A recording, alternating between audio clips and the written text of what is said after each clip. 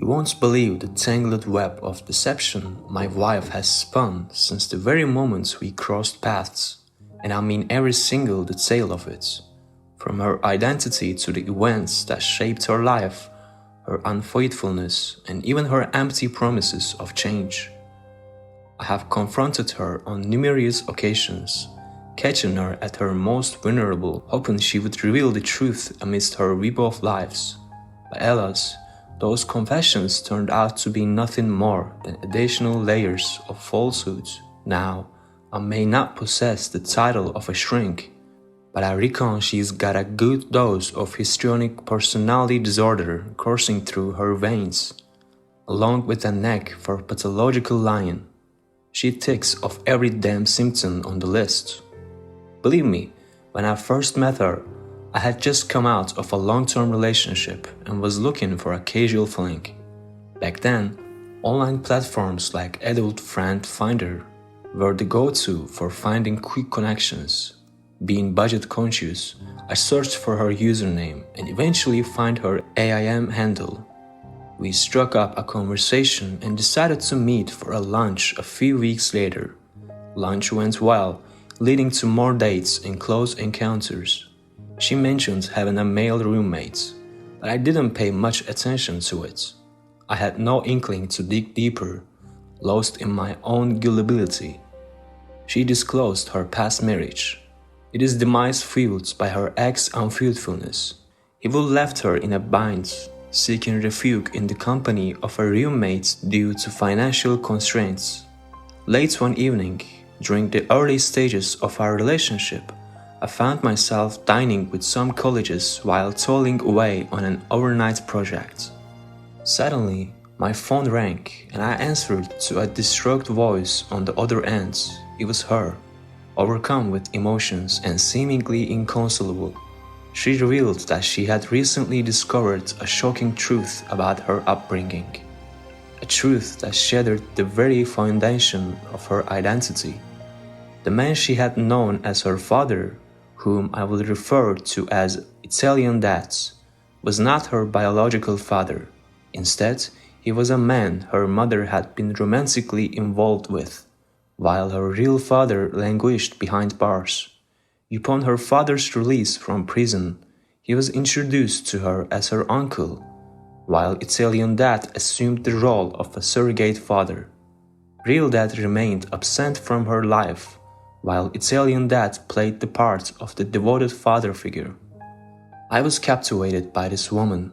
She had a bachelor's degree from the same university I attended, albeit a different campus, and later pursued a master's at Columbia University in New York City. After working in her field for some time, she grew weary and transitioned to a less demanding job. Our love for each other was strong and genuine. She decided to go on the pill, as it offered a more pleasurable experience for both of us. However, our lives took an unexpected turn when she shared the news. I was going to be a father. I am a man of loyalty and honor, unwavering in my commitments. Deep down, I had already made the decision to ask for her hand in marriage. I longed for the perfect moment, a romantic gesture that would sweep her off her feet.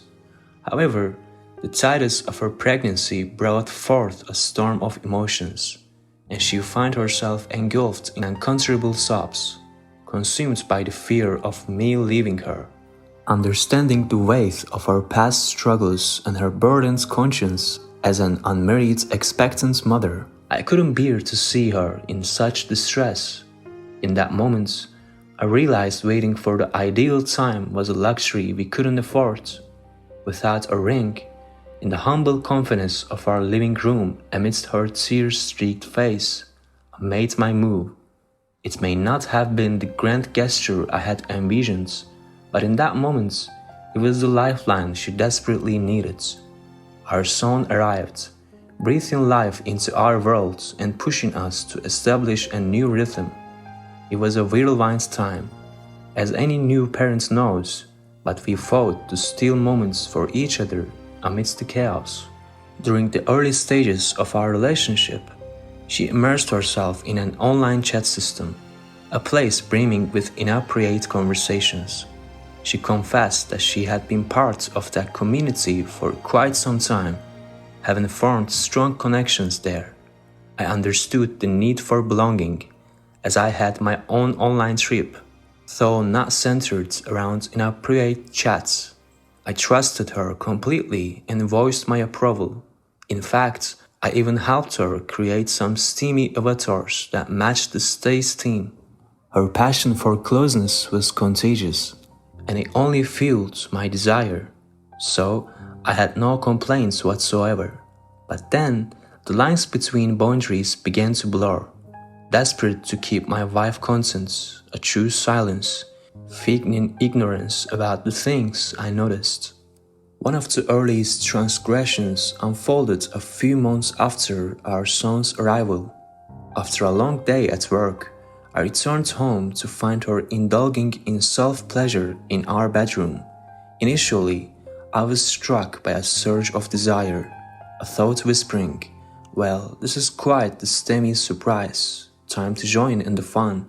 Stepping closer, I caught a glimpse of her hastily concealing her phone, while a deep voice echoed through the receiver.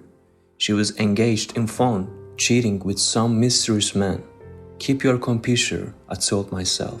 She is eager, prepared for a passionate encounter. Ignore it. I urged myself to move forward, but the memory lingered, etching itself into my mind. In the years that followed, including the present, a series of peculiar phone conversations unfolded. Unbeknownst to her but not to me, I overheard these clandestine exchanges as they spun captivating tales, weaving alternative lives for herself and our family, entangling unsuspecting men in her web of fiction. Through a closed door, I caught wind of an intriguing conversation. She wove a tale of being a widow, seeking solace in her family's mountain ski cottage, a respite from the overwhelming strain of burying her husband. Astonishingly, this was her norm. Each time, she effortlessly assumed an alternate persona, enthralling these men. Sometimes, real names were employed, while other times, she conjured up fictional identities. Her stories danced between partial truths and complete fabrications. How she managed to juggle numerous plotlines, navigating the complexities from one day to the next, often with multiple individuals, remains an enigma that bewilders the mind. Now, let's fast forward to some of the recent and egregious transgressions within our marriage. 3 years ago, I found myself away for the weekends, not too far off, paying a visit to some friends. Usually, on such occasions, which happens a couple of times a year, I would spend the night there due to the late hours and my exhaustion. However, something felt off this time, like an unsettling itch creeping beneath my skin. Her behavior and excessive texting, offering up unsolicited details about her evening, struck me as peculiar. She was unusually loquacious, oversharing every minute the tale of her nights. That wasn't her normal self with me, so I knew something was awry. It was around 1:30 or 2 a.m. when I made up my mind I had to return home that very night. The drive was a mere hour, and a strong cup of coffee would keep me alert. Allow me to recount a particular detail she shared with me. According to her, a friend whom I will refer to as Jane had paid a visit that night. Apparently, Jane had brought along some marijuana, intending to indulge in a smoking session. Let me clarify, I have never dabbled in drugs, nor do I condone any illegal substances, and she knows this all too well. In a subsequent text, she informed me that Jane would be spending the night, as she was in no state to drive. It was around 3 a.m. when I arrived home, and to my surprise, there was not a single car in the driveway. A quick glance around the streets revealed no parked cars nearby either. Where could Jane's car have vanished to? Entering the house cautiously, just in case I had missed something, where my wife had picked up Jane earlier. I anticipated finding Jane dozing off on the couch. Upon reaching the couch, what caught my eye was a disconcerting sight, an apparent stain resembling dried masculine fluid. To add to the perplexity, an insistent snoring emanated from the upstairs bathroom. Silently, I ascended the stairs, my instincts propelling me forward, driven by a nagging suspicion. And there, lying beside my wife in our very own beds, lay a complete stranger, a man I had never laid eyes upon before. The world around me seemed to crumble, as if hurtling towards an inevitable end. Seeking solace, I entered my daughter's room across the hall. Yes, we had a daughter by then, but both children were spending the weekends at my in-laws, a glaring anomaly considering my absence. Why burden them with the kids when they resided quite a distance away? Overwhelmed, I sank onto a chair, burying my face in my hands, lost in contemplation for what must have been at least 30 minutes or more, grappling with the weighty decision of what to do next. Despite my initial calmness, I realized that remaining composed was no longer an option. Determined, I stormed into the bathroom, switched on the lights, and landed a powerful punch on the intruder's head with all my might. The impact was so fierce that my wedding ring flew off my hands, leaving me to ponder if it held any significance. Seizing him by the legs, I forcefully pulled him out of my bed, vehemently instructing him to leave my house immediately. I will spare you some of the details, but in retrospect, I don't believe he knew she was married. His genuine surprise at my presence was unmistakable. To make matters worse, he hadn't driven to our place, hence the absence of another car. Reluctantly, I had no choice but to let my wife drive him home. At that moment, my thinking was clouded, as I should have insisted he walk or hail a cab instead. After her return, we find ourselves seated in the kitchen, engaging in a conversation that extended until the break of dawn. She adamantly swore that nothing untoward had occurred, emphasizing that they simply indulged in getting high and dozed off. The perplexing aspect was that I had not caught them in the act. I had no concrete evidence to substantiate my suspicions. Strangely enough, the stain on the couch vanished into thin air while I drifted into slumber later that day. Additionally, a photograph of us from our honeymoon, which I had noticed was missing from our refrigerator, mysteriously reappeared. My mind was plugged with doubts about her even prior to this incident.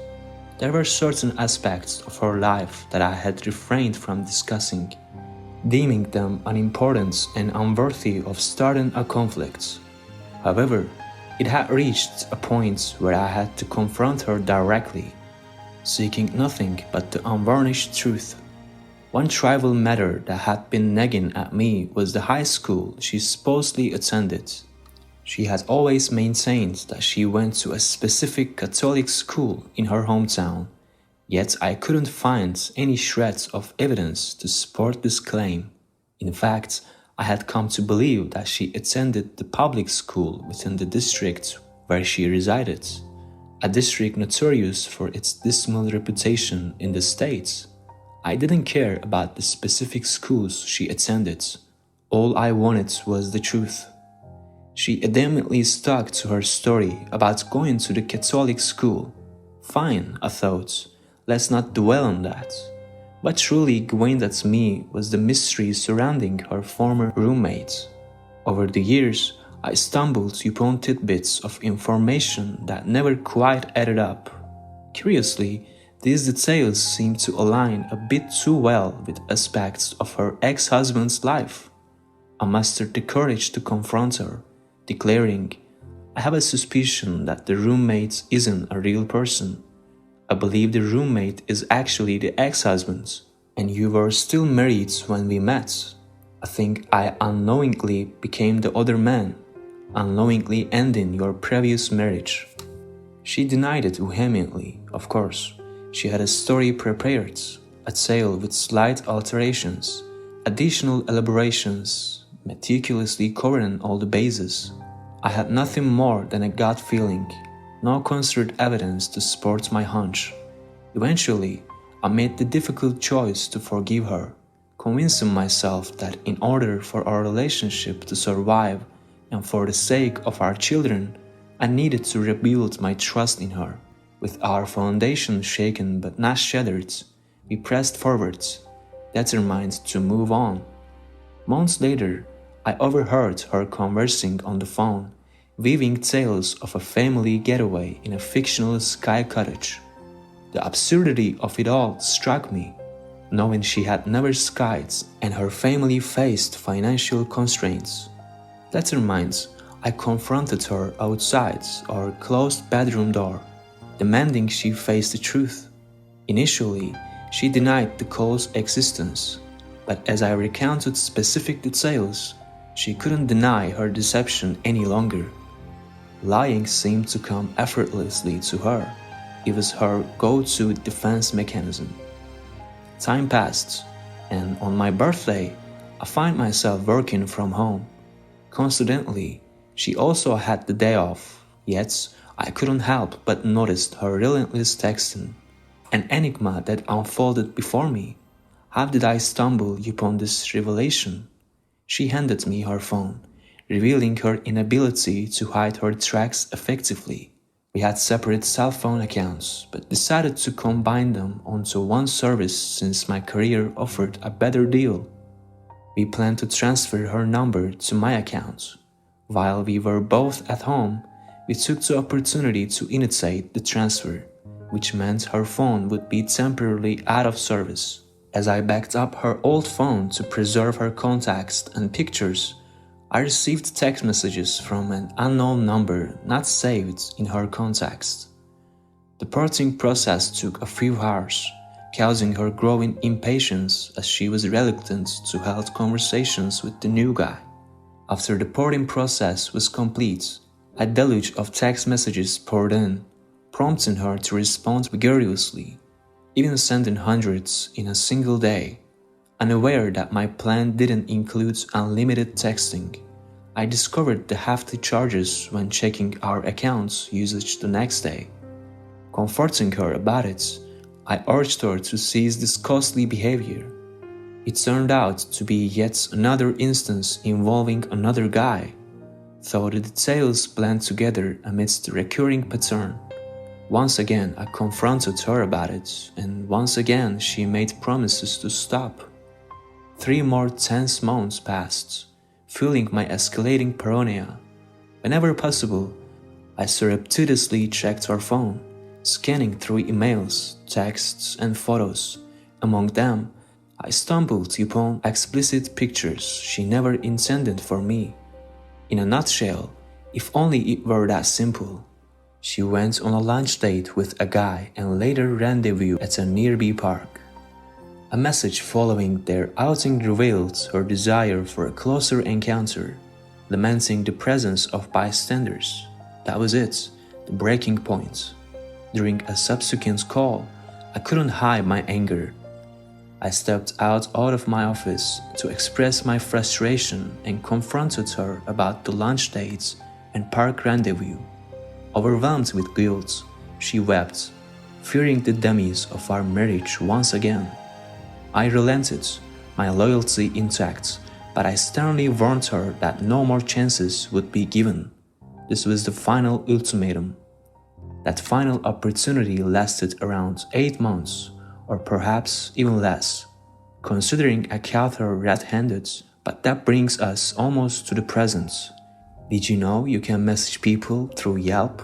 Well, she did, and apparently she was engaging in conversations with some local guy there. That is where I stumbled upon her most recent mischievous escapades. Soon after, she ventured into the realm of Kick Messenger. She even posted on Reddit, seeking out kick polls.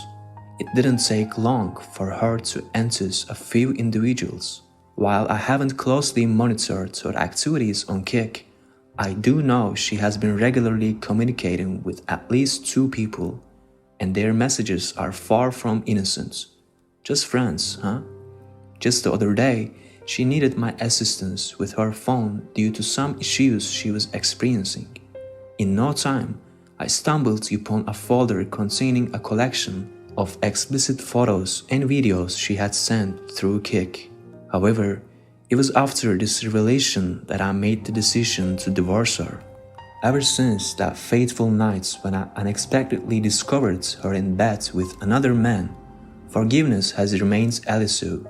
Jen has gnawed at me relentlessly, despite my attempts to convince myself that trust is possible and that her love for me is genuine.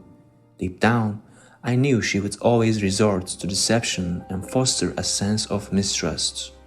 Over the past few weeks, driven by the accumulation of years of lies, I reached a breaking point.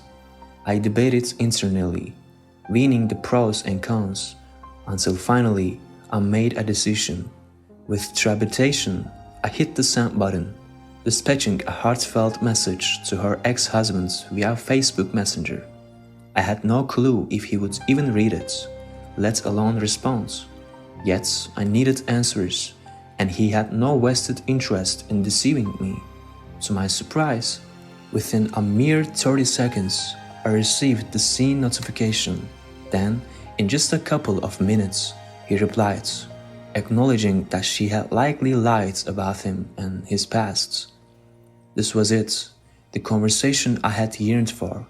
Over the next hour and a half, we engaged in a candid exchange, delving into every aspect. Astonishingly, he even expressed a desire to meet in person for further discussion.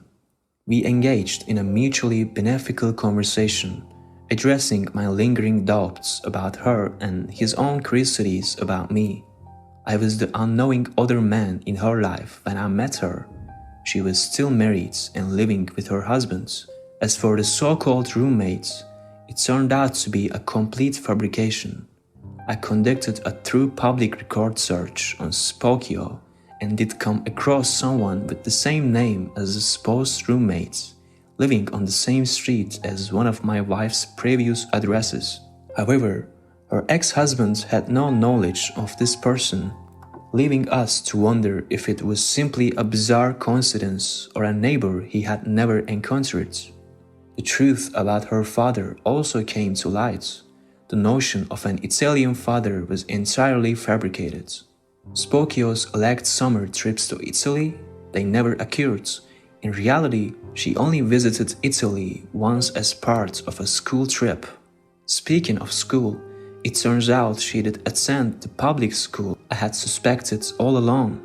And here's the kicker, she is not even a Catholic. So where did she disappear to during those times she claimed to be attending Sunday Mass? Probably out on more dates with random guys. And let's not forget about those 2 degrees she boasted about.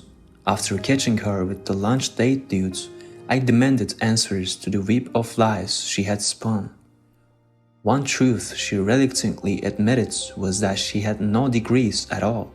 She claimed to have attended both schools but never finished either of them. However, her ex-husband revealed that she hadn't even attended those schools in the first place. Just 1 semester at a local college, and that was the extent of it. So even when she tried to confess some truth to me, it was just a different set of lies. She's pulled the same crap with her ex-husband repeatedly, run up his credit cards and left them unpaid. Relatedly, she basically drained her 401k through loans and early withdrawals. She talked me into, do I need to keep going on? It's all a lie. I have only scratched the surface here, but there is no time to go over all the countless transgressions. Let me share one more story she's told countless times. She claims to have lived in New York City during those days, while not attending Columbia. According to her, she was in class when the attack happened, witnessing the fear and panic. She also mentions knowing interns at the World Trade Center who didn't survive. She even claimed to have worked as an intern at the New York Times and had a shared byline on a front-page story published on the day after the attack, with the claim that it was nominated for a Pulitzer Prize. She is all a web of lies. Her ex-husband revealed that they never actually lived in New York City. They may have visited for some fun weekends, but they never resided there. This is deeply offensive to all the New Yorkers who have experienced the tragedies of 9/11, and it sickens me to my core. So I've made the difficult decision to divorce my wife. There will be no trial separation. I've given her enough chances to change, but it's had no effect. Nothing won't help either, as I've reached to my breaking point. The trust between us is shattered beyond repair. It breaks my heart for the sake of our kids, but this is the only way forward. I believe that in the long run, it is the right choice, but I'm honestly terrified of the storm that lies ahead and the hardships we will all have to endure. My love for my children is unwavering, and I only want the best for them. So here I am, at the end of my willful tale, ready to embark on the next chapter. Where do I go from here? How can I navigate this process in the best way possible? Money is tight for me, living paycheck to paycheck. It would be ideal if we could avoid lawyers. Neither of us can afford one anyway. Will she play dirty when it comes to the kids? I can't predict that. The uncertainty is unsettling. Strangely enough, I can't harbor ill feelings towards her despite everything. I don't want any harm to come her way. It may sound odd, but I don't want to fight with her once this is all over. I want us to maintain a mature co-parenting relationship. After I express my desire for a divorce, I need her cooperation to ensure a smooth transition for everyone involved. There are a few challenges to consider. We don't have family nearby who can provide immediate support. They are not too far, but not close enough for us to stay with them if necessary. My wife works from home, so we need to figure out a solution for her to continue working without risking her job. She currently takes care of dropping off and picking up our kids from school, so any changes in our living arrangements must consider that. A close friend who went through a divorce last year advised me to wait until after the holidays for emotional support. Being alone during the holidays really sucks. Besides, it will give me some time to plan things out, hopefully. I need your advice on what steps to take next, any helpful resources and ways to support my kids through this difficult time. When my parents divorced, I was 19 and managed to handle it as an adult. However, my younger brother, who was only 13 at the time, struggled a lot. Now my own kids are 5 and 8, and I'm really worried about how this will impact them. I'm seeking guidance to ensure their well-being. Please help me. By the way, in case anyone wonders, yes, she had an Ashley Madison account, but I didn't need their data breach to find that out. I discovered it during the whole ordeal on my birthday. It was just one of the emails I came across while using her phone.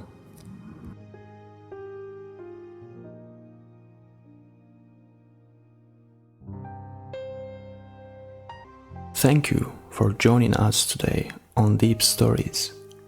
Be sure to like and subscribe and hit that notification bell so you don't miss out on our next video.